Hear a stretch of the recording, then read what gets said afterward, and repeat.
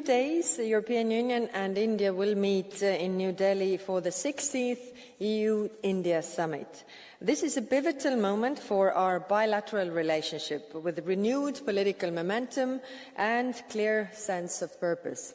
Preparations are advancing well, though I must say not without challenges.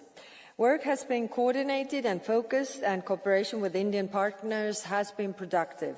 Negotiations on the joint statement and the new strategic agenda have been driven by determination and understanding on both sides that this summit must deliver, taking into account the geopolitical landscape.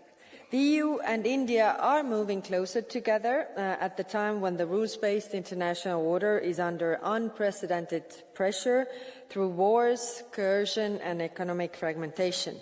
Two major democracies cannot afford to hesitate. We must become more ambitious partners.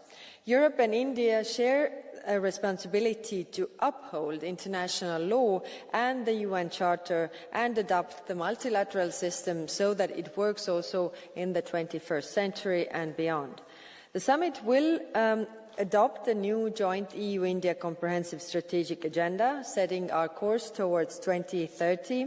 Leaders will endorse concrete deliverables that move our partnerships from words to actions. Three stand out. First, we aim to conclude negotiations on the EU-India Free Trade Agreement. This deal will open markets, remove barriers and strengthen critical supply chains in clean technologies, pharmaceuticals and semiconductors. Second, today we agreed to move forward with the signature of a new EU-India security and defence partnership in areas like maritime security, cybersecurity and counter-terrorism.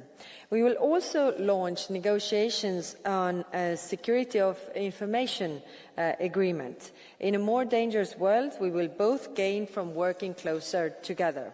We also intend to conclude a memorandum of understanding on comprehensive framework on cooperation on mobility. This will facilitate movement for seasonal workers, students, researchers and highly skilled professionals while promoting research and innovation.